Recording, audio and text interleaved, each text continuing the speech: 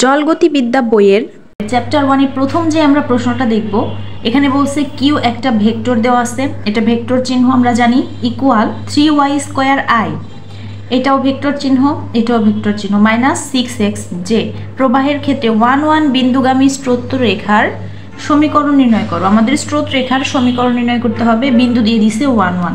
এটা জাতীয় বিশ্ববিদ্যালয় 2014 সালে এসেছিল। তো প্রথমেই আমরা যেই সমীকরণটা দিয়ে দিছে, এখানে সমীকরণ বলতে ভেক্টর দিয়ে দিছে, এটা হচ্ছে একটা বেগ ভেক্টর। কিউ সমান এরকম আকারের কোনো যদি ভেক্টর থাকে তাহলে এটাকে বলা হবে বেগ ভেক্টর। তো প্রদত্ত বেগ ভেক্টর কিউ সমান যে মানটা দেওয়া আছে সেটা লেখা হয়েছে। এটা দ্বিমাত্রিক কিভাবে বুঝলাম, এখানে আই এবং জে আছে দুইটা, তো যার জন্য এটা দ্বিমাত্রিক।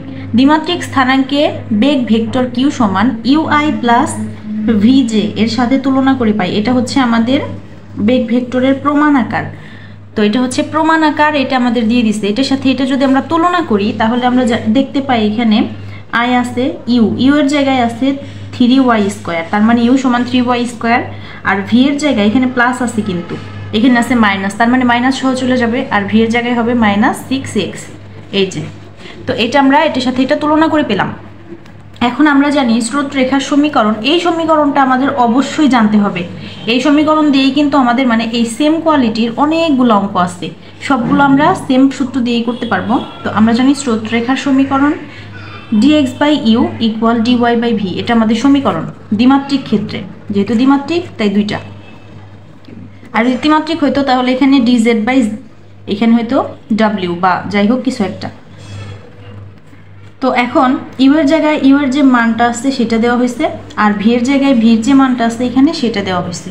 একটু খেয়াল করলে দেখা যায় এটা কিন্তু আর গুণ করলে পরে আমরা যে এখানে -6x dx এরকম একটা আকার পাবো এরকম। তো এটাকে আমাদের এখান থেকে সমাকলন করে মান নির্ণয় করতে হবে। সমাকলন করতে চাইলে x এর সাথে এই যে এটা dx রাখতে হবে, আর y জাতীয় অংশের সাথে dy রাখতে হবে, যার জন্য এখানে কোনাকুনি গুণকরণ মানে গুণ করে দেওয়া হয়েছে এখানে। তো প্রথমে এটার সাথে এটা গুণ করা হয়েছে ইকুয়াল, আমরা এটা এই যে দুইটা গুণ করে এখানে নামানো হয়েছে, মাইনাসটাকে এই পাশে নিয়ে আসলে প্লাস হয়ে যাবে, ইকুয়াল আমরা পাবো 0। এখন আমরা যদি সমাকলন চিহ্ন দেই, দুইটাতেই আলাদা আলাদা করে সমাকলন চিহ্ন দেওয়া হয়েছে, সাইড নোটে লেখা হয়েছে সমাকলন করে। তো এটাকে যদি আমরা সমাকলন করি, 3টা ধ্রুবক সামনে চলে আসলো, আর y² integration of y² dy plus এই 6টা সামনে চলে আসলো ইন্টিগ্রেশন অফ x dx সমান 0। এখন এই অংশটাকে আমরা যদি সমাকলন করি, আমরা জানি পাওয়ার যত আছে তার সাথে 1 যোগ হবে, নিচেও উপরে যা হবে এই নিচেও তাই হবে। তো পাওয়ার এখানে আছে 2, 2 সাথে 1 যোগ করলে হয় 3, আর নিচেও তাহলে এখানে হবে 3। এখানে 6 আছে সেটা লেখা হলো, আর x এর পাওয়ার আছে এখানে 1, তো 1 এর সাথে 1 যোগ করলে হবে 2, নিচেও হবে 2। এটা সমাকলনের নিয়ম আমরা আগে থেকেই জানি, এটা এত ডিটেলসে বলার কিছু নাই। ইকুয়াল আমরা লিখলাম এখানে c, যেহেতু এটা একটা অনির্দিষ্ট ইন্টিগ্রাল, একটা কনস্ট্যান্ট c আসবে, নির্দিষ্ট হলে কিন্তু আসতো না, এটা আমরা জানি। তো যার জন্য এখানে c আনা হয়েছে। এই 3 কাটা যায়, থাকে y³ প্লাস এখানে কাটা গেলে থাকে 3x² সমান পাইলাম আমরা c। এটা একটা সমীকরণ পাইলাম, এটাই কিন্তু আমাদের স্রোতরেখার সমীকরণ। এখন এই সমীকরণে c তো রাখা যাবে না, যেহেতু আমাদের বিন্দু দিয়ে দিচ্ছে 1 1 বিন্দুগামী, প্রশ্নে বলে দিচ্ছে 1 1 বিন্দুগামী। তো এখন এই 1টা হচ্ছে x এর মান, এই 1টা হচ্ছে y এর মান। তো আমরা এই সমীকরণটাতে x এবং y এর মান যদি বসায় দেই, মানে 1 1 বিন্দুতে y এর জায়গায় হবে 1, x এর জায়গায় হবে 1 সমান, তাহলে c এর মান আমরা পাবো এখানে 1 + 3 মানে হচ্ছে 4। এখন এই সমীকরণটাতে c এর জায়গায় যদি আমরা 4 বসায় দেই, আমরা নতুন একটা সমীকরণ পাবো, সেটা হবে এটা x এরটা আগে লেখা হয়েছে, y এরটা পরে লেখা হয়েছে, ইকুয়াল c এর জায়গায় বসানো হয়েছে 4। ইহাই নির্ণেয় স্রোতরেখার সমীকরণ। তো প্রত্যেকটা অঙ্ক আমাদের এই সেম প্রসেসেই করতে হবে। স্রোতরেখার সমীকরণের মানে সংক্রান্ত যতগুলো অঙ্ক আছে সবগুলোতে সেম প্যাটার্নে করতে হবে। আশা করি এটা বোঝা গেছে। এখন আমরা সেম কোয়ালিটির আরেকটা অঙ্ক দেখব। এখানে বলছে যদি বর্গক্ষেত্র কিউ সমান, এটা ভেক্টর, এই যে দাগ দিয়ে বোঝাইছে ভেক্টর, ix + jy হয় তবে, আচ্ছা প্লাস না, এখানে হচ্ছে -jy হয় তবে 1 1 বিন্দুতে স্রোতরেখার সমীকরণ নির্ণয় করো। এটা জাতীয় বিশ্ববিদ্যালয়ে 2016 সালে এসেছিল।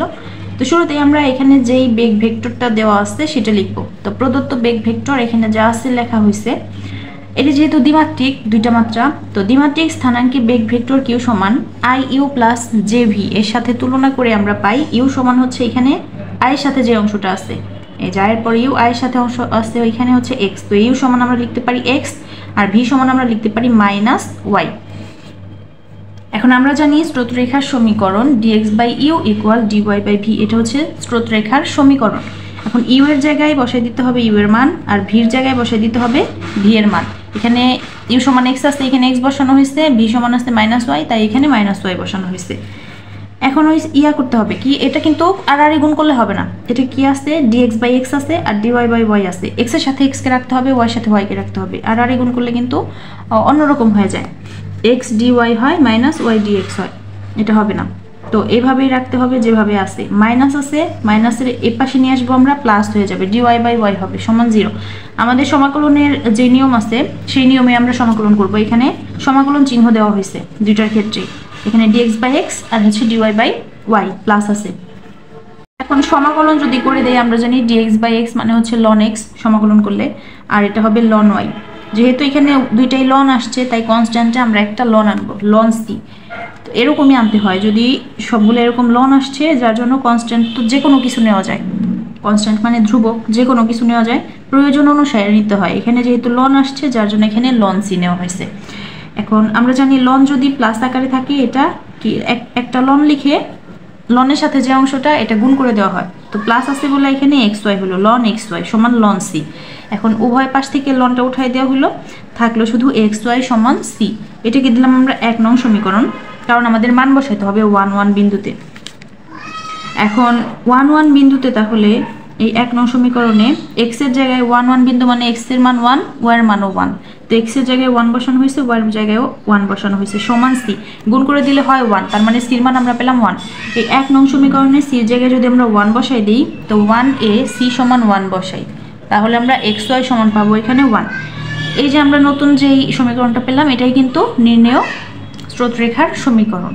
তো দুইটা অঙ্কই ছিল এই সেম কোয়ালিটির আর বিগত সালে আসা প্রশ্ন, আশা করি দুইটাই বোঝা গেছে।